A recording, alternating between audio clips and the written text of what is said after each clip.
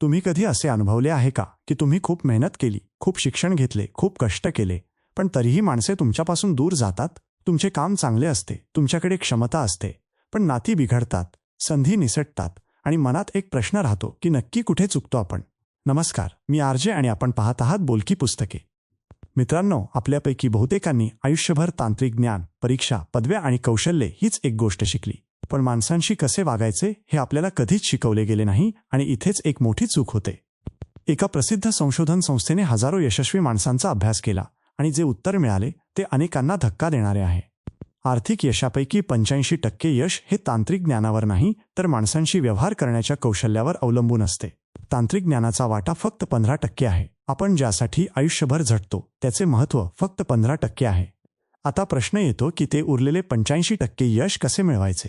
माणसांशी व्यवहार करण्याचे हे कौशल्य नक्की काय आहे? काही माणसे इतरांना सहज का जिंकतात आणि आपण मात्र इतके प्रयत्न करूनही माणसे आपल्याजवळ का येत नाहीत? आणि सर्वात महत्त्वाचे म्हणजे हे कौशल्य शिकता येते का? या सर्व प्रश्नांची उत्तरे एका अत्यंत शक्तिशाली पुस्तकात आहेत. त्या पुस्तकाचे नाव the art of dealing with people असे आहे आणि त्याचे लेखक लेस गिबलिन हे आहेत. हे पुस्तक जगभरात लाखो लोकांनी वाचले आहे. व्यावसायिक, नेते, विक्रेते आणि शिक्षक यांनी या पुस्तकातून माणसांशी व्यवहार करण्याची कला शिकली आणि आपले आयुष्य बदलले. या पुस्तकातील विचार इतके व्यावहारिक आणि खोल आहेत की ते वाचल्यावर माणसांकडे पाहण्याचा संपूर्ण दृष्टिकोन बदलतो. आजच्या भागात आपण या पुस्तकाच्या दुसऱ्या चॅप्टरचा अभ्यास करणार आहोत. या चॅप्टरचे नाव मानवी अहंकार समजून घेणे असे आहे. या चॅप्टरमध्ये एक असे सत्य आहे जे आपल्याला माहीत असते पण कधी खरोखर समजत नाही. माणसाच्या मनात एक अशी शक्ती असते जी त्याच्या प्रत्येक विचारावर, प्रत्येक भावनेवर आणि प्रत्येक कृतीवर राज्य करते. ती शक्ती म्हणजे अहंकार आहे.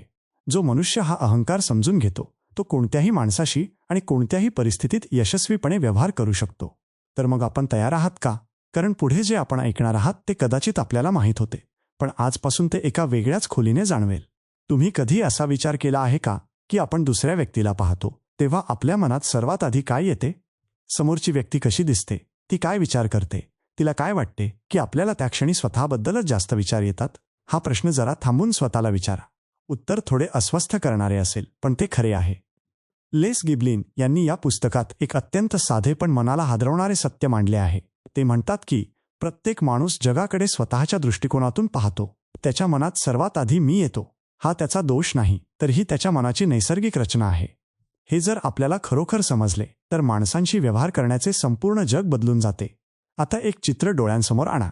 एखाद्या मोठ्या कार्यक्रमात 50 लोकांचा एक ग्रुप फोटो काढला जातो. सगळे उत्साहात आहेत आणि हसत आहेत. फोटो तयार झाला. आता त्या 50 लोकांपैकी प्रत्येकजण तो फोटो हातात घेतो. तेव्हा सर्वात आधी कोणाला शोधतो? स्वतःला. आधी मी कुठे आहे? मी कसा दिसलो? माझे हास्य कसे आले? माझ्या मागे कोण आहे? हे सगळे प्रश्न आधी येतात. बाकी सगळे नंतर येते. गिबलिन हे उदाहरण सांगतात आणि म्हणतात की हे एक साधे उदाहरण नसून माणसाच्या संपूर्ण मानसिकतेचा आरसा आहे. माणूस स्वतःला जगाच्या केंद्रस्थानी ठेवतो. हे त्याच्या मनाचे सहज आणि नैसर्गिक काम आहे. आता हे ऐकल्यावर काही जण म्हणतील की हे तर स्वार्थीपणाचे लक्षण आहे. पण थांबा. गिबलिन इथे स्वार्थ आणि स्वकेंद्रितता यातील फरक अत्यंत स्पष्टपणे सांगतात. स्वार्थ म्हणजे दुसऱ्याच्या नुकसानावर स्वतःचा फायदा करणे होय.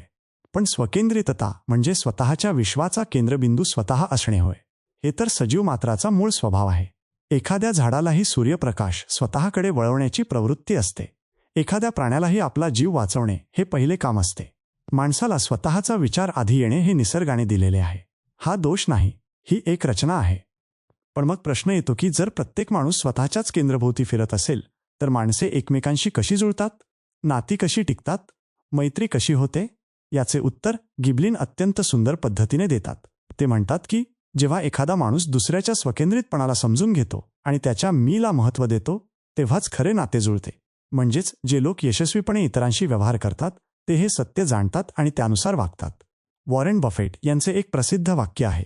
ते म्हणतात, जेव्हा तुम्ही एखाद्या खोलीत प्रवेश करता तेव्हा प्रत्येकजण विचार करत असतो की हा माणूस माझ्यासाठी काय करू शकतो. पण जो माणूस आत शिरताना विचार करतो की मी यांच्यासाठी काय करू शकतो तो त्या खोलीत सर्वात वेगळा ठरतो. बफेट यांनी दशकांच्या अनुभवातून हे जाणले की माणसाचा स्वकेंद्रित स्वभाव ओळखणे आणि त्याला अनुसरून वागणे हेच खऱ्या यशाचे रहस्य आहे. ते जेव्हा एखाद्या कंपनीच्या व्यवस्थापकाशी बोलतात तेव्हा त्यांना त्या व्यक्तीबद्दल खऱ्या अर्थाने जाणून घ्यायचे असते आणि त्या व्यक्तीला हे जाणवते. म्हणूनच लोक बफेट यांच्यावर विश्वास ठेवतात. आता विचार करा. आपल्या रोजच्या जगण्यात किती वेळा हे उलटे होते. आपण एखाद्याशी बोलतो तेव्हा आपण काय करतो? आपण आपली गोष्ट सांगतो, आपले मत मांडतो आणि आपला अनुभव सांगतो. समोरच्या व्यक्तीचे बोलणे संपण्याची वाट पाहतो आणि परत आपलीच गोष्ट सुरू करतो. हे अगदी सहजपणे होते, कारण आपलाही मी जागा असतो.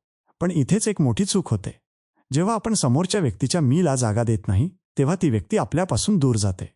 तिला जाणवते की इथे माझी किंमत नाही आणि माणूस नेहमी तिथेच जातो जिथे त्याला किंमत मिळते.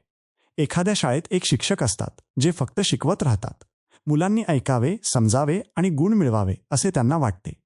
पण त्या मुलांच्या मनात काय आहे, त्यांना काय वाटते, त्यांच्या घरी काय चालू आहे, त्यांची आवड काय आहे, हे ते कधीच विचारत नाहीत. त्याच शाळेत दुसरे एक शिक्षक असतात जे प्रत्येक मुलाचे नाव घेऊन बोलतात, त्यांच्या आवडीबद्दल विचारतात आणि त्यांनी काही चांगले केले की त्यांचे कौतुक करतात. आता तुम्हीच सांगा, त्या शाळेतून वर्षांनंतरही कोणत्या शिक्षकांची आठवण येते? नक्कीच दुसऱ्या शिक्षकांची. कारण त्यांनी मुलांच्या मीला जागा दिली. गिबलिन सांगतात की हे सत्य समजण्यासाठी खूप मोठे तत्वज्ञान लागत नाही. फक्त एक साधी गोष्ट समजून घ्यायची आहे. समोरचा माणूस जे काही करतो, बोलतो किंवा वागतो ते सगळे त्याच्या मीच्या आजूबाजूलाच फिरत असते. त्याचा राग, त्याचा आनंद, त्याची भीती आणि त्याची महत्वाकांक्षा हे सगळे काही मीशी जोडलेले असते. जेव्हा हे समजते तेव्हा त्याचे वागणे समजते आणि जेव्हा त्याचे वागणे समजते तेव्हा त्याच्याशी कसे वागायचे हे आपोआप कळते. भारताचे माजी राष्ट्रपती डॉक्टर APJ अब्दुल कलाम यांच्याबद्दल एक गोष्ट अनेकांनी सांगितली आहे. ते राष्ट्रपती असताना राष्ट्रपती भवनात काम करणाऱ्या प्रत्येक कर्मचाऱ्याचे नाव त्यांना माहीत होते. एखाद्या माळ्याची मुलगी आजारी असेल तर ते चौकशी करायचे. स्वयंपाकघरातील एखाद्या माणसाची आई रुग्णालयात असेल तर ते विचारपूस करायचे. हे साधे वाटते, पण हे प्रचंड शक्तिशाली आहे. कारण त्या प्रत्येक माणसाला वाटायचे की माझ्या आयुष्यातील गोष्टी राष्ट्रपतींना माहीत आहेत, म्हणजेच मी महत्त्वाचा आहे. जो माणूस आपल्याला महत्त्वाचे असल्याचे जाणवून देतो त्याच्यासाठी आपण काहीही करायला तयार होतो. हे गिबलिन यांचे मूळ सांगणे आहे. स्वकेंद्रितता हा दोष नसून सत्य आहे आणि हे सत्य जो ओळखतो तो माणसांना जिंकतो. पण जो हे नाकारतो किंवा याकडे दुर्लक्ष करतो तो कितीही हुशार असला तरी माणसांशी जोडला जात नाही. आता एक क्षण थांबा आणि स्वतःला विचारा, गेल्या आठवड्यात तुम्ही किती वेळा समोरच्या माणसाच्या मीला खरोखर महत्त्व दिले? किती वेळा त्याची गोष्ट मनापासून ऐकली? किती वेळा तुम्ही स्वतःची गोष्ट बाजूला ठेवून त्याच्या जगात शिरलात? हे उत्तर देणे कदाचित कठीण असेल, पण हे प्रश्न विचारणेच खूप महत्त्वाचे आहे. गिबलिन पुढे एक अत्यंत महत्त्वाचा मुद्दा मांडतात. ते म्हणतात की माणसाची स्वकेंद्रितता एकदा समजली की आपण त्याच्याशी चुकीच्या पद्धतीने वागणे बंद करतो. आपण त्याच्यावर टीका करणे थांबवतो आणि त्याच्याशी वाद घालणे कमी करतो. कारण आपल्याला माहीत असते की त्याला त्याचा मी सर्वात महत्त्वाचा आहे. जेव्हा आपण त्या मीला आदर देतो तेव्हाच खरे बोलणे, खरे ऐकणे आणि खरे नाते जोडणे शक्य होते. एखाद्या मोठ्या कंपनीत एक व्यवस्थापक असतो जो नेहमी म्हणतो की माझ्या कर्मचाऱ्यांनी मी सांगेन तेच करायला हवे. तो हुशार, अनुभवी आणि मेहनती असतो, पण त्याचे कर्मचारी त्याला घाबरतात आणि त्याच्याशी जोडले जात नाहीत. उलट त्याच्या शेजारी एक दुसरा व्यवस्थापक असतो जो कर्मचाऱ्याला विचारतो की तुम्हाला काय वाटते? तुमची कल्पना काय आहे? या प्रकल्पात तुम्हाला काय अडचण येते? हा व्यवस्थापक कदाचित पहिल्यापेक्षा कमी अनुभवी असतो, पण त्याचे कर्मचारी त्याच्यासाठी प्राणपणाला लावतात. फरक कोणता? फरक एकच आहे. दुसऱ्या व्यवस्थापकाने प्रत्येक कर्मचाऱ्याच्या मीला जागा दिली. गिबलिन यांची ही शिकवण इथेच थांबत नाही.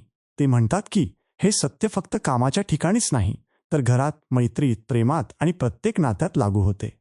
एखाद्या पती-पत्नीमध्ये सतत भांडणे होत असतील तर त्याचे एक मूळ कारण बहुतेक वेळा हेच असते. दोघेही स्वतःच्या मीसाठी लढत असतात. दोघांनाही वाटत असते की माझे ऐकले जात नाही, माझे मत महत्त्वाचे नाही आणि मला समजून घेतले जात नाही. जेव्हा एकाने दुसऱ्याच्या मीला समजून घेणे सुरू केले तेव्हा त्या नात्यात एक वेगळीच ऊब निर्माण होते. आता एक गोष्ट अत्यंत स्पष्टपणे समजून घ्यायची आहे. गिबलिन इथे असे सांगत नाहीत की तुम्ही स्वतःला विसरा आणि फक्त दुसऱ्यासाठी जगा. ते सांगतात की माणसाचा स्वकेंद्रित स्वभाव समजून घेणे हे एक कौशल्य आहे. हे कौशल्य वापरणे म्हणजे दुसऱ्याला फसवणे नाही तर त्याला खऱ्या अर्थाने समजून घेणे आहे. जेव्हा तुम्ही समोरच्या माणसाला सांगता की तुझा मी माझ्यासाठी महत्त्वाचा आहे तेव्हा तुम्ही त्याच्याशी एक खोल आणि टिकाऊ नाते जोडता. क्रिकेटमधील एक उदाहरण घेऊया. सचिन तेंडुलकर यांच्याबद्दल असे सांगितले जाते की ते कोणत्याही चाहत्याला भेटले तरी त्या चाहत्याला असे वाटायचे की सचिन फक्त माझ्यासाठीच थांबले आहेत. ते त्या व्यक्तीच्या डोळ्यांत बघून बोलायचे, त्याचे नाव विचारायचे आणि त्याची गोष्ट ऐकायचे. एक क्षण का होईना, पण तो चाहता सचिन यांच्यासाठी सर्वात महत्त्वाची व्यक्ती असायचा. त्यामुळेच तो चाहता आयुष्यभर सचिन यांचा चाहता राहायचा. हे असे घडते कारण सचिन यांनी त्या माणसाच्या मीला ओळखले आणि त्याला आदर दिला. गिबलिन यांचे हे सांगणे इतके महत्त्वाचे का आहे? कारण बहुतेक लोक माणसांशी व्यवहार करताना एक मूळ चूक करतात. ते समोरच्याला बदलण्याचा प्रयत्न करतात. ते त्याला पटवण्याचा प्रयत्न करतात किंवा त्याच्यावर आपले मत लादण्याचा प्रयत्न करतात, पण हे कधीच काम करत नाही, कारण समोरचा माणूस त्याच्या मीचे रक्षण करत असतो. त्याला बदलायचे असेल तर आधी त्याच्या मीला जागा द्यायला हवी. आधी त्याला हे जाणवायला हवे की तुम्ही त्याला समजून घेत आहात. जेव्हा हे घडते तेव्हा माणूस स्वतःहून बदलायला तयार होतो. माणूस स्वभावतः स्वकेंद्रित आहे हे जाणण्यात कोणताही अपमान नाही. हे जाणून घेणे म्हणजे माणसाच्या मनाचे दार उघडण्याची चावी हातात घेणे आहे. ही चावी एकदा हातात आली की कोणत्याही माणसाशी कोणत्याही परिस्थितीत यशस्वीपणे व्यवहार करणे शक्य होते. पण आता एक मोठा प्रश्न उरतो. जर प्रत्येक माणसाच्या मनात मी इतका महत्त्वाचा आहे, तर त्या मीच्या आत नक्की काय असते? तो मी कशासाठी झुरतो, कशासाठी लढतो, कशामुळे आनंदतो आणि कशामुळे दुखतो? हे समजले तर माणसांशी व्यवहार करण्याचे कौशल्य आणखी खोल होते. आता एक प्रश्न विचारायचा आहे, जो कदाचित आपण स्वतःला कधी विचारला नसेल. माणूस कशासाठी जगतो? अन्न, पाणी आणि निवारा या गोष्टी तर आहेतच, पण त्यापलीकडे काय? त्यापलीकडे एक अशी गरज आहे जी शरीराची नसून मनाची आहे. ती गरज म्हणजे महत्त्वाचे वाटणेही होय. स्वतःला किमतीचे, आदरणीय आणि मान्यताप्राप्त वाटणे ही ती भावना आहे. ही गरज इतकी खोल आणि मूलभूत आहे की माणूस आयुष्यभर तिच्यासाठी धावत राहतो. जोपर्यंत आपण हे समजत नाही तोपर्यंत आपल्याला माणसे कधीच खऱ्या अर्थाने समजणार नाहीत. अमेरिकेतील एक महान तत्त्वज्ञ जॉन ड्यूई होऊन गेले. त्यांनी आयुष्यभर माणसाच्या मनाचा अभ्यास केला. या अभ्यासाच्या शेवटी ते म्हणाले की माणसाच्या स्वभावातील सर्वात खोल आणि तीव्र इच्छा म्हणजे महत्त्वाचे असण्याची इच्छाही होय. लेस गिब्लिन यांनी हे वाक्य उद्धृत केले आहे. ते म्हणतात की हे एक वाक्य जर खरोखर समजले तर माणसांशी व्यवहार करण्याचे संपूर्ण शास्त्र आपल्या हातात येते. हे फक्त एक वाक्य आहे, पण ते किती खोल आहे याचा विचार करा. आता हे केवळ तत्त्वज्ञान नाही तर रोजच्या जगण्यातील सत्य आहे. एखाद्या कार्यालयाचं उदाहरण घेऊया. तिथे 2 कर्मचारी आहेत. दोघांचे पद, पगार आणि काम सारखेच आहे, पण एका कर्मचाऱ्याला त्याचा व्यवस्थापक नेहमी विचारतो की तुमचे मत काय आहे, तुम्हाला काय वाटते किंवा तुमची कल्पना सांगा. दुसऱ्या कर्मचाऱ्याला मात्र कधीच काही विचारले जात नाही. त्याला फक्त काम सांगितले जाते. आता सांगा, कोण जास्त उत्साहाने काम करेल? कोण कंपनीसाठी जास्त झटेल? याचं उत्तर उघड आहे, पहिला कर्मचारी. कारण त्याला स्वतःचे असणे महत्त्वाचे वाटते. महत्त्वाचे वाटणे ही भावना माणसाला जगण्याची, काम करण्याची आणि गुणवत्ता दाखवण्याची ऊर्जा देते. रतन टाटा यांच्याबद्दल एक गोष्ट सांगितली जाते जी खूप बोलकी आहे. ते जेव्हा कारखान्यात जात असत तेव्हा ते थेट कामगारांशी त्यांच्या नावाने बोलत असत. ते त्यांच्या कुटुंबाबद्दल विचारपूस करत असत. एखाद्या कामगाराचा मुलगा परीक्षेत चांगल्या गुणाने उत्तीर्ण झाला असेल तर ते त्याचे कौतुक करत असत. एखाद्याच्या घरी आजारपण असेल तर ते आस्थेने चौकशी करत असत. आता विचार करा, एखाद्या साध्या कामगाराला कसे वाटत असेल जेव्हा टाटा समूहाचे प्रमुख त्याच्या मुलाच्या यशाबद्दल विचारतात? त्या कामगाराच्या मनात काय होत असेल? त्याला नक्कीच वाटत असेल की मी महत्त्वाचा आहे, माझे आयुष्य महत्त्वाचे आहे आणि माझ्या कुटुंबाला किंमत आहे. जो माणूस आपल्याला इतके महत्त्व देतो त्याच्यासाठी आपण काहीही करायला तयार होतो. रतन टाटा यांच्यावर कामगारांची इतकी निष्ठा का होती याचे हे एक मोठे कारण होते. गिब्लिन सांगतात की ही महत्त्वाचे वाटण्याची इच्छा इतकी तीव्र असते की माणूस तिच्यासाठी आश्चर्यकारक गोष्टी करतो. इतिहासात असे अनेक नेते होऊन गेले जे साध्या कुटुंबातून आले होते आणि ज्यांच्याकडे सुरुवातीला काहीच नव्हते, पण त्यांनी आयुष्यभर मेहनत केली, संघर्ष केला आणि ते एकट्याने उभे राहिले. हे कशामुळे झाले? कारण त्यांच्या मनात एक आवाज होता जो सांगत होता की मला स्वतःला सिद्ध करायचे आहे, मला महत्त्वाचे व्हायचे आहे आणि मला ओळखले जायचे आहे. ही प्रेरणा माणसाला असाधारण गोष्टी करायला लावते. हे फक्त नेत्यांबद्दलच नाही तर प्रत्येक माणसाच्या बाबतीत खरे आहे. पण खरी गोष्ट तर अजून बाकी आहे. ही महत्त्वाचे वाटण्याची इच्छा फक्त यशस्वी माणसांमध्येच असते असे नाही, तर ती प्रत्येक माणसात असते. तो एखादा साधा चहावाला असो किंवा मोठा उद्योगपती असो, एखादी शाळेत शिकणारी मुलगी असो किंवा एखादी आजी असो, प्रत्येकाला वाटते की माझे असणे महत्त्वाचे आहे, माझे मत ऐकले जाते आणि माझ्या भावनांना किंमत आहे. जो माणूस ही जाणीव करून देतो तो त्या माणसाच्या आयुष्यात खूप मोठी जागा मिळवतो. आता एका वेगळ्या कोनातून पाहूया. तुम्ही कधी असे अनुभवले आहे का की तुम्ही एखाद्या ठिकाणी गेलात आणि तिथे कोणाचे तुमच्याकडे लक्षच नाही? तुम्ही बोलत राहिलात आणि समोरचा माणूस फोन बघत राहिला. तुम्ही एखादी गोष्ट सांगितली आणि त्याने त्याकडे दुर्लक्ष केले. त्या क्षणी आपल्याला काय वाटते? थोडेसे आतून दुखते का? थोडीशी रुखरुख वाटते का? हे दुखणे म्हणजे महत्त्वाची वाटण्याची इच्छा पूर्ण न झाल्यामुळे होणारे दुखणे आहे.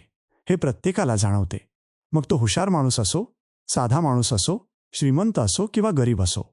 गिब्लिन यांचा मुद्दा इथे अत्यंत महत्त्वाचा ठरतो. ते म्हणतात की जे लोक इतरांनाही महत्त्वाचे वाटण्याची भावना देतात ते नेहमीच लोकप्रिय होतात, यशस्वी होतात आणि माणसांना जिंकतात. हे कोणतेही जादुई कौशल्य नाही, तर हे एक साधे आणि प्रामाणिक काम आहे. समोरच्या माणसाला हे जाणवू देणे की तू माझ्यासाठी महत्त्वाचा आहेस हेच त्याचे रहस्य आहे. मुकेश अंबानी यांच्याबद्दल एक गोष्ट प्रसिद्ध आहे. ते जेव्हा एखाद्या बैठकीत असतात तेव्हा ते समोरच्या व्यक्तीला पूर्ण लक्ष देतात. त्या क्षणी त्यांच्यासाठी ती व्यक्ती सर्वात महत्त्वाची असते. ते त्याचे म्हणणे ऐकतात, समजून घेतात आणि मगच बोलतात. हजारो कोटींचे व्यवहार करणाऱ्या माणसाला जेव्हा वाटते की समोरची व्यक्ती माझे म्हणणे नीट ऐकत आहे, तेव्हा तो माणूस मोकळेपणाने बोलतो. त्या मोकळेपणातूनच खरे व्यवहार आणि खरी भागीदारी निर्माण होते. महत्त्वाचे वाटणे हे फक्त भावनिक सौजन्य नसून ते एक अत्यंत प्रभावी व्यावसायिक कौशल्य आहे. आता विचार करा, आपल्या रोजच्या जगण्यात आपण किती वेळा दुसऱ्याला महत्त्वाचे असल्याचे जाणवून देतो? आपण किती वेळा समोरच्याचे नाव घेऊन बोलतो? किती वेळा त्याचे मत विचारतो किंवा त्याच्या चांगल्या कामाचे कौतुक करतो? हे प्रश्न स्वतःला विचारणे थोडे अवघड आहे, कारण त्याचे उत्तर नेहमी आपल्याला हवे तसे नसते. पण हे प्रश्न विचारणे हीच या प्रवासाची खरी सुरुवात आहे.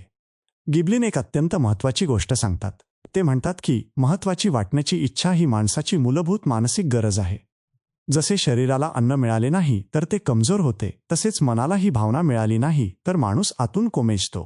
तो चिडखोर, रागीट आणि निराश होतो. मग तो इतरांशी वाईट वागू लागतो. पण त्याचे हे वाईट वागणे मुळात त्याच्या मनाची एक आर्त हाक असते. ती हाक सांगत असते की मला महत्त्वाचे वाटू द्या, मला जाणून घ्या आणि मला ओळखा. हे समजले की आपण इतरांच्या वागण्याकडे पाहण्याचा दृष्टिकोन बदलतो. एखादा माणूस सतत बढाया मारत असतो तेव्हा आपल्याला वाटते की हा माणूस उद्धट आहे. पण गिबलिन सांगतात की तो माणूस उद्धट नसतो. त्याला फक्त महत्त्वाचे वाटायचे असते. ते महत्त्व त्याला कोणी देत नसल्यामुळे तो स्वतःला ते देण्याचा प्रयत्न करत असतो. एखादा माणूस सतत तक्रारी करत राहतो तेव्हा आपल्याला वाटते की हा नेहमी रडत असतो. पण तो सुद्धा फक्त इतकेच सांगत असतो की माझ्याकडे लक्ष द्या आणि मला समजून घ्या.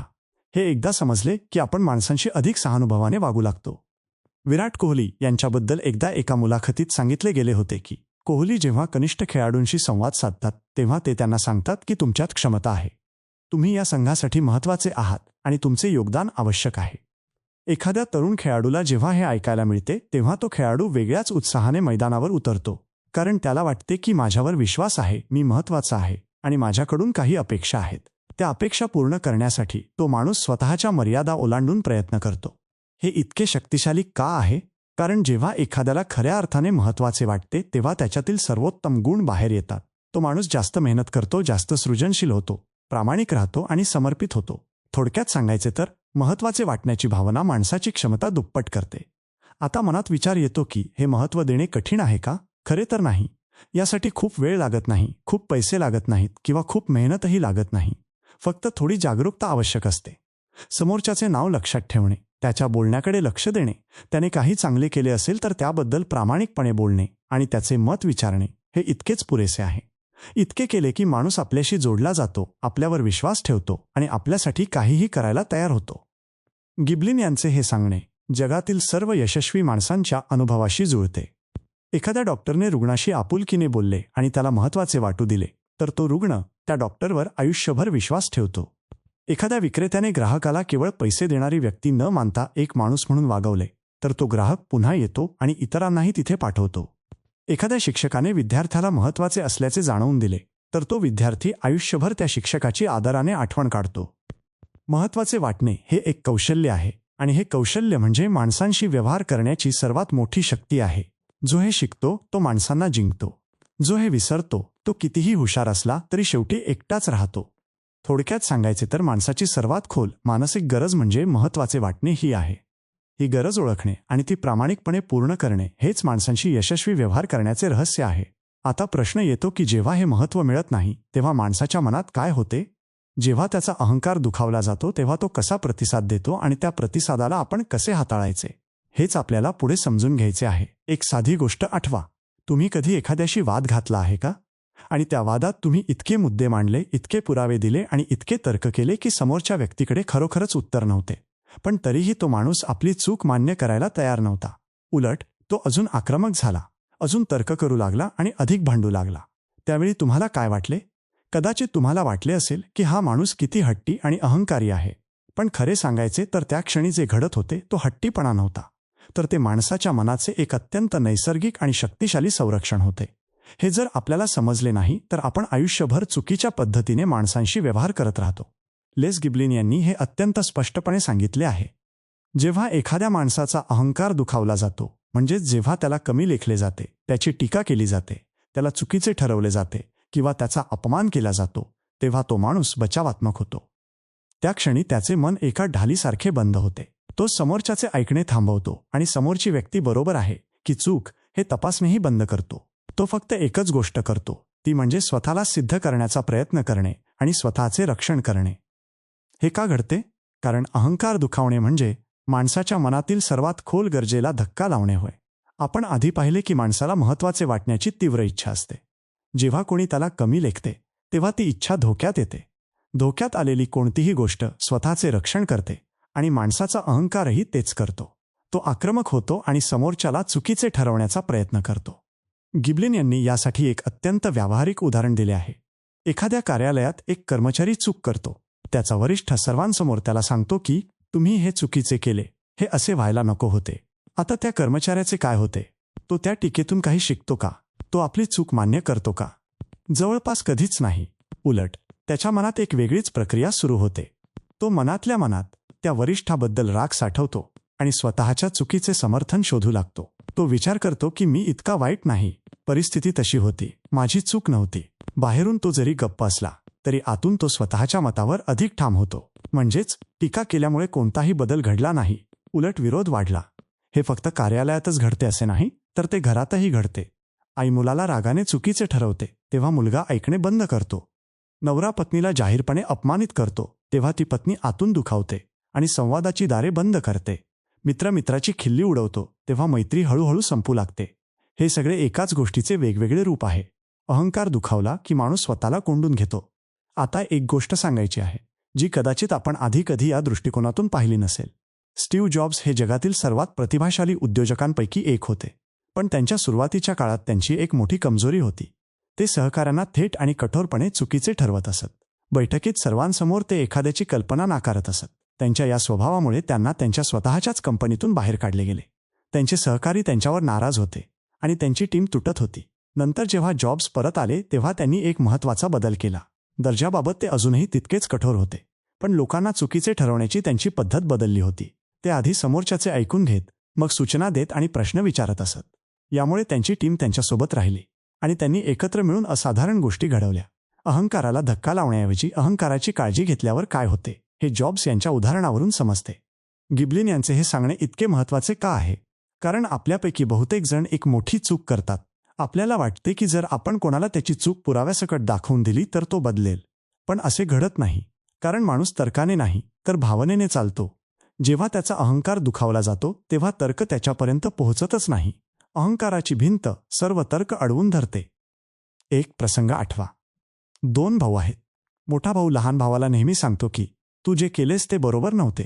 तू तसे केले असतेस तर बरे झाले असते. तुझा निर्णय चुकीचा होता. मोठ्या भावाचा उद्देश चांगला आहे. त्याला खरोखर लहान भावाचे भले करायचे आहे. पण लहान भाऊ त्याचे ऐकतो का? तो मोठ्या भावापासून दूर जातो आणि त्याच्याशी बोलणे कमी करतो. कारण प्रत्येक वेळी त्याचा अहंकार दुखावला जातो आणि माणूस तिथूनच दूर जातो जिथे त्याला कमी लेखले जाते. आता हे ऐकताना मनात एक प्रश्न येतो की मग समोरच्याची चूक दाखवायचीच नाही का? कोणी चुकत असेल तर गप्प बसायचे का? गिबलिन याचं उत्तर अत्यंत स्पष्टपणे देतात. ते म्हणतात की प्रश्न चूक दाखवायची की नाही हा नसून ती कशी दाखवायची हा आहे. जर चूक दाखवण्याची पद्धत अहंकाराला दुखावणारी असेल तर ती कधीच प्रभावी ठरत नाही. पण जर तुम्ही समोरच्याच्या अहंकाराची काळजी घेऊन चूक सांगितली तर तो ती स्वीकारतो. स्वीकारल्यानंतरच खरा बदल होतो. एक वेगळे उदाहरण पाहूया. एका क्रिकेट संघाचा प्रशिक्षक आहे. सामन्यात एखादा खेळाडू चूक करतो. आता 2 प्रशिक्षक वेगवेगळ्या पद्धतीने वागतात. पहिला प्रशिक्षक सर्वांसमोर सांगतो की तू चुकलास, तुझी फलंदाजी नीट नव्हती, तू असे करायला नको होतेस. त्या खेळाडूला काय वाटते? तो आतून दुखावला जातो आणि त्याचा आत्मविश्वास कमी होतो. पुढच्या सामन्यात तो घाबरून खेळतो. दुसरा प्रशिक्षक त्याच खेळाडूला एकट्यात बोलावतो आणि म्हणतो की तू या सामन्यात खूप चांगला खेळलास. एक गोष्ट आपण एकत्र पाहूया का, जी कदाचित अजून सुधारता येईल. त्यावेळी तो खेळाडू मोकळेपणाने ऐकतो, शिकतो आणि पुढच्या सामन्यात अधिक चांगला खेळतो. फरक फक्त एकच होता. पहिल्या प्रशिक्षकाने अहंकार दुखावला आणि दुसऱ्याने अहंकाराची काळजी घेतली. अहंकार दुखावल्यावर माणूस बचावात्मक होतो. हे फक्त सामान्य माणसांबाबतच नाही तर सर्वात बलवान आणि यशस्वी माणसांबाबतही खरे आहे. एखाद्या देशाच्या नेत्याला जाहीरपणे अपमानित केले तर तो माघार घेत नाही. उलट तो अधिक तीव्रतेने विरोध करतो. एखाद्या मोठ्या कंपनीच्या प्रमुखाला चुकीचे ठरवले तर तो सहजासहजी मान्य करत नाही. कारण अहंकार हा माणसाच्या व्यक्तिमत्वाचा एक मूलभूत भाग आहे. तो दुखावला की प्रत्येक माणूस बचावात्मक होतो. एलन मस्क यांच्या कंपनीत एकदा एक वरिष्ठ अभियंता होते जे खूप हुशार होते. एकदा त्यांनी एका बैठकीत मस्क यांच्या निर्णयावर जाहीरपणे टीका केली. मस्क यांची प्रतिक्रिया तीव्र होती आणि त्यांनी आपली बाजू अधिक ठामपणे मांडली, कारण जाहीर टीकेमुळे त्यांचा अहंकार दुखावला होता. नंतर त्याच अभियंत्याने एकट्यात मस्क यांच्याशी संवाद साधला आणि त्यांना तोच मुद्दा वेगळ्या पद्धतीने समजावून सांगितला. त्यावेळी मस्क यांनी त्याचे ऐकले, विचार केला आणि आपला निर्णय बदलला. एकट्यात केलेले बोलणे आणि अहंकाराला जपून केलेला संवाद, जे काम जाहीर टीका करू शकली नाही, ते काम करू शकला. हे उदाहरण सांगते की अहंकाराची काळजी घेणे म्हणजे माघार घेणे नव्हे, तर हुशारीने पुढे जाणे होय. जो माणूस अहंकार दुखावत जातो तो स्वतःसाठी शत्रू निर्माण करतो. जो अहंकाराची काळजी घेतो तो स्वतःसाठी मित्र निर्माण करतो. हे साधे असले तरी अत्यंत शक्तिशाली आहे. गिबलिन एक महत्त्वाची गोष्ट सांगतात की टीका करणे किंवा वाद घालणे कधीही प्रभावी ठरत नाही. वादात आपण जिंकलो तरी प्रत्यक्षात आपण हरतो. समजा आपण एखाद्याशी वाद घातला आणि त्याला चुकीचे सिद्ध केले, तर तो माणूस वादात हरतो, पण त्याचा अहंकार दुखावला जातो. आता तो माणूस काय करतो? तो संधी शोधतो आणि आपल्याला चुकीचे ठरवण्याची वाट पाहतो. वाद जिंकल्यामुळे आपण कदाचित एक लढाई जिंकतो, पण एक चांगले नाते कायमचे हरतो. नाते हरणे म्हणजे खरे हरणे आहे. आपल्या आयुष्यात असे किती लोक आहेत जे आपण वादात त्यांना हरवले म्हणून आपल्यापासून दूर गेले? किती नाती आणि किती मैत्री अशा प्रकारे संपली? हा प्रश्न वेदनादायक असला तरी तो विचारण्यातच बदलाची सुरुवात आहे.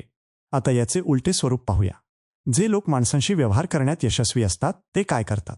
ते कधीच समोरच्याला जाहीरपणे चुकीचे ठरवत नाहीत किंवा वाद जिंकण्यासाठी बोलत नाहीत. ते नेहमी समोरच्याला असे वाटू देतात की त्याचे म्हणणे बरोबर आहे किंवा किमान त्याच्या बाजूला काहीतरी तथ्य आहे.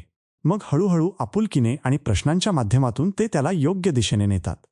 महात्मा गांधी यांनी आयुष्यभर हेच केले. ते ब्रिटिश साम्राज्याशी केवळ वाद घालत नव्हते किंवा त्यांना फक्त चुकीचे ठरवत नव्हते. ते शांतपणे, आग्रहाने, पण कोणाचाही अहंकार न दुखावता आपली बाजू मांडत असत. त्यामुळेच त्यांना सामान्य माणसांचा पाठिंबा मिळाला, कारण लोकांना वाटायचे की गांधीजी आपला आदर करतात. ज्याला आदर मिळतो तो त्या माणसाच्या पाठीशी ठामपणे उभा राहतो. आता एक व्यावहारिक प्रश्न येतो की मग अहंकाराला न दुखावता चूक कशी दाखवायची? गिबलिन यांचं उत्तर आहे की प्रथम त्या माणसाच्या चांगल्या गोष्टींबद्दल बोला आणि त्याच्या प्रयत्नांची दखल घ्या. मग हळुवारपणे एकट्यात विचारा की ही एक गोष्ट आपण वेगळ्या प्रकारे करू शकलो असतो का? किंवा मला एक विचार सुचवायचा आहे, तुम्हाला याबद्दल काय वाटते? असे विचारणे म्हणजे अहंकाराची काळजी घेणे होय. जेव्हा अहंकार सुरक्षित असतो तेव्हाच माणूस ऐकतो, विचार करतो आणि स्वतःला बदलतो. थोडक्यात सांगायचे तर अहंकार दुखावणे म्हणजे बदल घडवणे नव्हे. अहंकार दुखावल्यामुळे केवळ विरोध वाढतो, नाते बिघडते आणि संवाद संपतो. उलट अहंकाराची काळजी घेतली तर माणूस मोकळा होतो आणि बदलायला तयार होतो. माणसाचा अहंकार दुखावणे म्हणजे संबंध बिघडवणे आणि अहंकाराची काळजी घेणे म्हणजे संबंध जोडणे होय. हे सत्य समजले की माणसांशी व्यवहार करण्याची संपूर्ण पद्धत बदलून जाते. आता एक गोष्ट सांगायची आहे जी अगदी साधी वाटेल, पण विचार केला तर मनाला हादरवून टाकेल. समजा दोन व्यक्ती एकाच खोलीत प्रवेश करतात. दोघेही हुशार आहेत, दोघांकडे अनुभव आहे आणि दोघांकडे क्षमता आहे. पण 5 वर्षांनंतर एक माणूस सगळ्यांचा लाडका होतो, सगळे त्याच्यावर विश्वास ठेवतात आणि सगळे त्याच्यासाठी काम करायला तयार असतात. दुसरा माणूस तितकाच हुशार असूनही एकटा पडतो, लोक त्याच्यापासून दूर जातात आणि त्याचे कोणतेही काम नीट होत नाही. या दोघांमध्ये नक्की काय फरक आहे? हा प्रश्न लेस गिबलिन यांनी खूप खोलवर जाऊन तपासला आणि त्यांना जे उत्तर मिळाले ते अत्यंत साधे पण क्रांतिकारी आहे. तो फरक म्हणजे विचार करण्याची दिशा हा होय. एक माणूस नेहमी विचारतो की मला काय मिळेल आणि दुसरा माणूस नेहमी विचारतो की मी काय देऊ शकतो. गिबलिन सांगतात की बहुतेक लोक माणसांशी व्यवहार करताना एका जुन्या, ठराविक आणि स्वाभाविक पद्धतीने विचार करतात. ते प्रत्येक नात्यात, प्रत्येक भेटीत आणि प्रत्येक संवादात आधी हेच विचारतात की यातून माझा काय फायदा होईल? हा माणूस माझ्या कामाचा आहे का? हे नाते माझ्यासाठी उपयुक्त ठरेल का? हे विचार स्वाभाविक आहेत, कारण माणूस स्वकेंद्रित असतो हे आपण आधी पाहिले आहे. पण गिबलिन म्हणतात की हा विचार करण्याचा जुना मार्ग आहे आणि या मार्गाने जाणारे लोक नेहमी सर्वसामान्य माणसांच्या रांगेतच राहतात. यशस्वी माणसे वेगळ्या पद्धतीने विचार करतात. ती व्यक्ती खोलीत शिरताना मला काय मिळेल असा विचार करत नाही. ती विचारते की मी इथे काय देऊ शकतो? या माणसाला माझ्याकडून काय मिळू शकेल? या नात्यात मी काय योगदान देऊ शकतो? हा विचार करण्याचा एक नवा आणि सर्जनशील मार्ग आहे.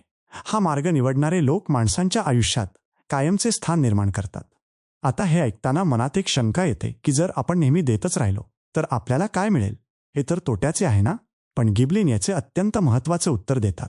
ते म्हणतात की देणे म्हणजे गमावणे नव्हे, तर देणे म्हणजे खरी गुंतवणूक करणे होय. जो माणूस देतो तो माणसांच्या मनात जागा मिळवतो. एकदा का ती जागा मिळाली की त्या माणसाकडून परत मिळणारे प्रेम, विश्वास आणि सहकार्य हे कोणत्याही स्वार्थी व्यवहारातून मिळत नाही. एक उदाहरण घेऊया. 2 दुकानदार एकाच बाजारात आहेत. पहिला दुकानदार ग्राहक आला की विचार करतो की यातून किती पैसे मिळतील, याला जास्तीत जास्त माल कसा विकता येईल आणि नफा कसा होईल. दुसरा दुकानदार ग्राहक आला की विचार करतो की या माणसाला खरोखर काय हवे आहे, याला काय उपयुक्त ठरेल, याचा प्रश्न कसा सुटेल. आता विचार करा की 5 वर्षांनंतर कोणाचे दुकान चांगले चालेल? नक्कीच दुसऱ्या दुकानदाराचे. कारण ग्राहकाला तिथे स्वतःची काळजी घेतली जाते असे जाणवते. जिथे काळजी असते तिथे माणूस वारंवार येतो, इतरांनाही तिथे पाठवतो आणि आयुष्यभर निष्ठावान राहतो. हे तत्त्व फक्त व्यवसायापुरते मर्यादित नाही, तर ते नात्यांमध्येही तितकेच खरे आहे. मैत्रीमध्ये एक माणूस नेहमी विचारतो की माझ्या मित्राला आज काय हवे आहे, त्याला आज कसे वाटते, किंवा मी त्याच्यासाठी काय करू शकतो. दुसरा माणूस नेहमी असा विचार करतो की माझ्या मित्राने माझ्यासाठी काय केले, त्याने मला किती वेळा फोन केला किंवा त्याने मला काय दिले. पहिल्या व्यक्तीची मैत्री अनेक वर्षांनंतरही टिकते, पण दुसऱ्याची मैत्री हळूहळू संपते. कारण नाते हे देण्यावर वाढते, घेण्यावर नाही. पंतप्रधान नरेंद्र मोदी यांच्याबद्दल अनेकांनी एक गोष्ट सांगितली आहे. ते जेव्हा गुजरातचे मुख्यमंत्री होते तेव्हापासून त्यांना एक सवय होती. ते ज्या कोणाला भेटणार असतील त्या व्यक्तीबद्दल ते आधी माहिती मिळवत असत. त्या माणसाचे काम काय, त्याची आवड काय आणि त्याच्या भागातील समस्या कोणत्या आहेत हे ते जाणून घेत असत. भेटल्यावर ते त्या व्यक्तीबद्दल अशा गोष्टी बोलत असत की समोरच्याला वाटे की यांनी माझ्याबद्दल खरोखरच विचार केला आहे. ते भेटीमध्ये आधी आपले ज्ञान, आपला वेळ आणि आपली उपस्थिती देत असत, काहीही घेत नसत. त्यामुळे लोक त्यांच्याशी चटकन जोडले जात असत. हा देण्याच्या दृष्टिकोनाचा मोठा परिणाम आहे. गिबलिन एक अत्यंत महत्त्वाची गोष्ट स्पष्ट करतात. ते म्हणतात की जे लोक नेहमी केवळ स्वतःच्या फायद्याचा विचार करतात ते कधीही खऱ्या अर्थाने लोकप्रिय होत नाहीत. ते कदाचित काही काळ यशस्वी दिसतील, पण त्यांच्याभोवती असणारे लोक केवळ भीतीपोटी किंवा गरजेपोटी असतात, मनापासून नसतात. भीतीने किंवा गरजेपोटी जोडलेले लोक संधी मिळताच निघून जातात. याउलट जे लोक देण्याचा विचार करतात त्यांच्याभोवती लोक आनंदाने आणि प्रेमाने राहतात आणि कोणत्याही परिस्थितीत त्यांना साथ देतात. आता एक वेगळा कोन पाहूया. हे देणे म्हणजे नक्की काय? गिबलिन सांगतात की देणे म्हणजे केवळ पैसे किंवा वस्तू देणे नव्हे.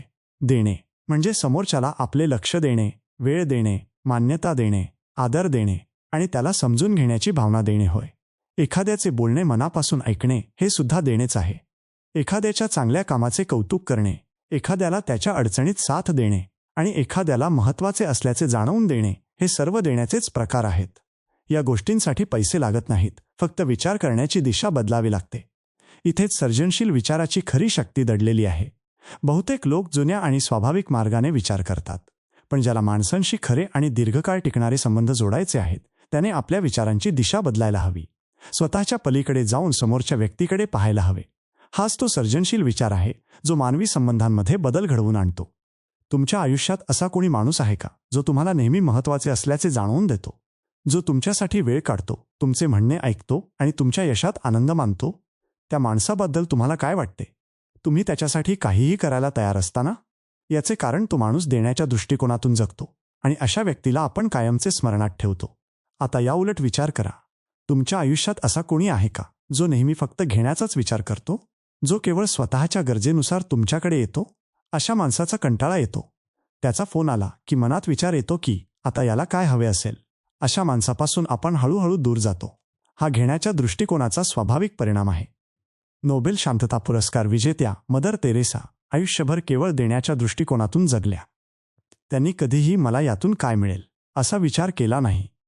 त्यांनी नेहमी मी इतरांसाठी काय देऊ शकते हाच विचार केला. त्यांना काय मिळाले? त्यांना संपूर्ण जगाचे प्रेम आणि लाखो माणसांची कृतज्ञता मिळाली. त्यांचे नाव इतिहासात कायमचे कोरले गेले. देणे हे खऱ्या अर्थाने सर्वात मोठे घेणे आहे, हे मदर तेरेसा यांनी आपल्या आयुष्यातून सिद्ध केले. गिबलिन यांचा हा विचार अधिक सखोल होतो जेव्हा ते सांगतात की देण्याचा दृष्टिकोन ठेवणे म्हणजे भोळे असणे नव्हे.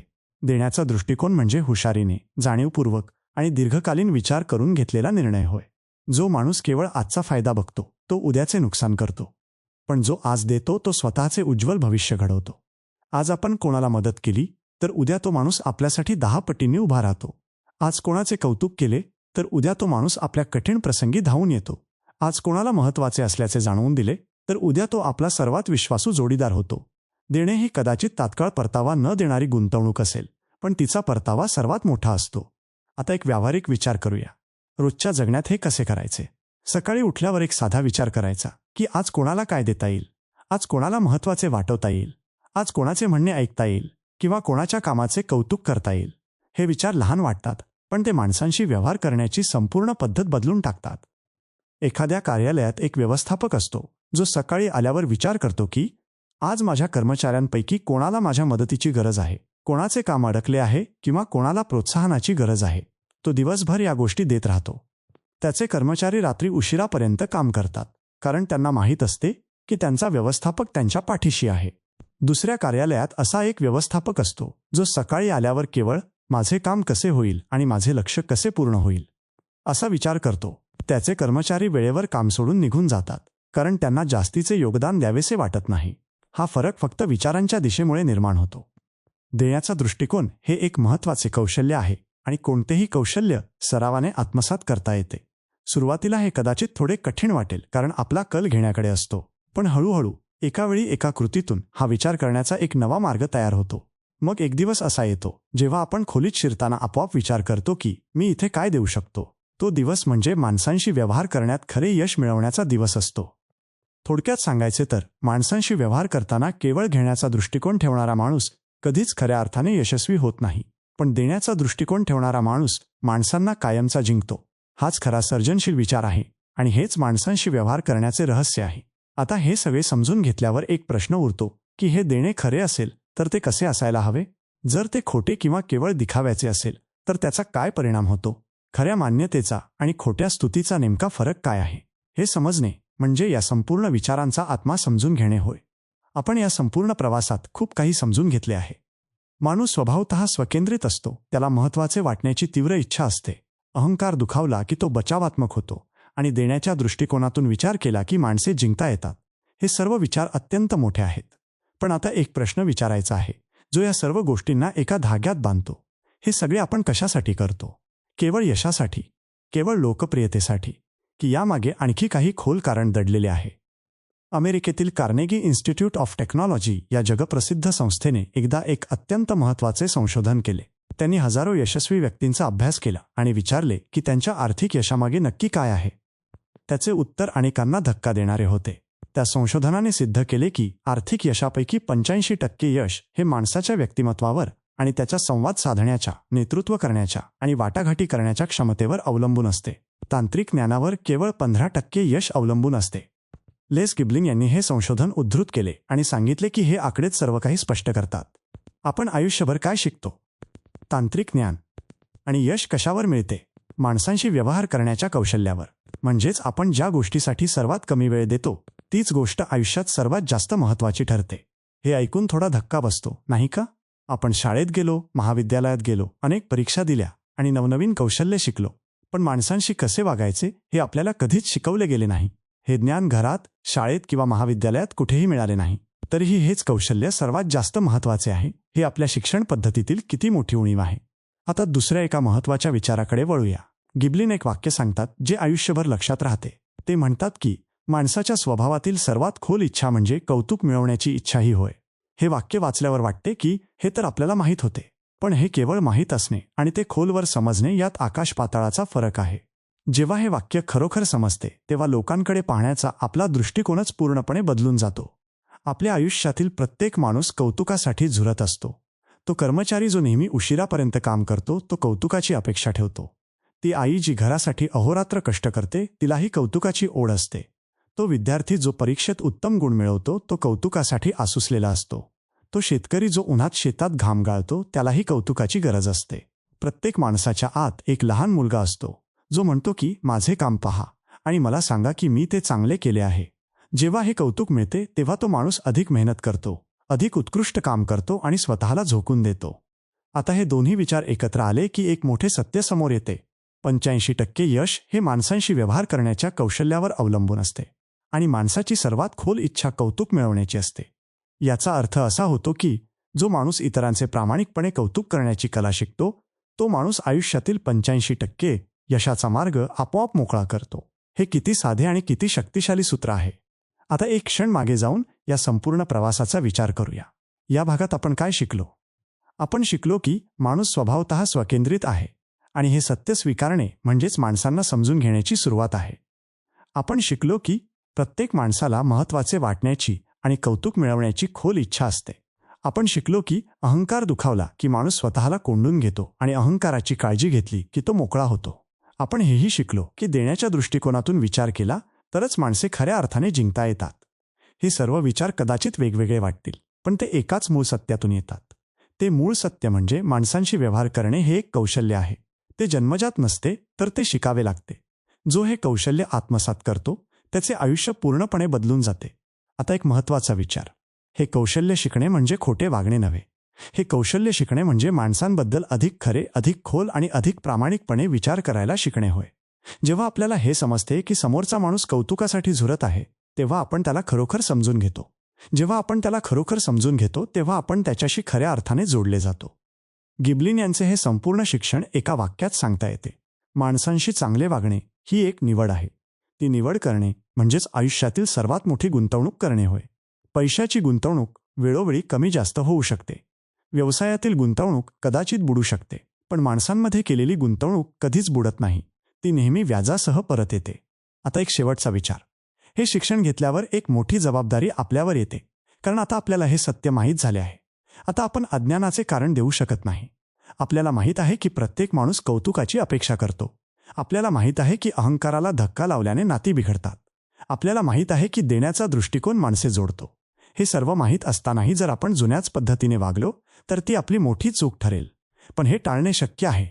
या भागाचा खरा संदेश असा आहे की माणूस स्वतःला बदलू शकतो. तो आपल्या विचारांची दिशा बदलू शकतो आणि वागण्याची पद्धतही बदलू शकतो. जेव्हा तो हे बदल करतो तेव्हा त्याच्या सभोवतालचे जगही बदलू लागते. माणसे जवळ येतात, नाती अधिक दृढ होतात, यश सहज मिळते आणि आयुष्य अधिक अर्थपूर्ण वाटते. आता या गोष्टीचा गाभा नेहमी लक्षात ठेवा. माणसांशी व्यवहार करण्याचे कौशल्य हे तांत्रिक ज्ञानापेक्षा कित्येक पटीने जास्त महत्त्वाचे आहे. माणसाची सर्वात खोल इच्छा कौतुक मिळवण्याची असते. हे दोन विचार एकत्र आले की माणसांशी व्यवहार करण्याचे संपूर्ण शास्त्र आपल्या हातात येते. हे शास्त्र वापरणे म्हणजेच माणसांशी चांगले वागण्याची निवड करणे होय. ती निवड आजपासून आणि या क्षणापासून करता येणे शक्य आहे. ती निवड करणे म्हणजेच या पुस्तकाचा खरा उद्देश पूर्ण करणे होय. तर मित्रांनो, आजच्या या प्रवासात आपण खूप काही समजून घेतले आहे. माणूस स्वभावतः स्वकेंद्रित असतो आणि हे सत्य स्वीकारणे म्हणजेच माणसांना समजून घेण्याची खरी सुरुवात आहे. प्रत्येक माणसाच्या मनात कौतुक मिळवण्याची एक खोल आणि तीव्र इच्छा असते. जो ही इच्छा पूर्ण करतो तो माणसांना कायमचा जिंकतो. अहंकाराला धक्का लावल्याने माणूस स्वतःला कोंडून घेतो आणि अहंकाराची काळजी घेतल्याने तो मोकळा होतो. सर्वात महत्त्वाचे म्हणजे माणसांशी व्यवहार करताना केवळ घेण्याचा नाही तर देण्याचा दृष्टिकोन ठेवणे हेच खऱ्या यशाचे रहस्य आहे. आता एक छोटी गोष्ट करायची आहे. आजपासून, अगदी आजपासून दिवसातून किमान एकदा तरी एखाद्या व्यक्तीला प्रामाणिकपणे सांगा की तिने जे काम केले ते खरोखर चांगले होते. कोणाशी तरी त्याचे नाव घेऊन बोला.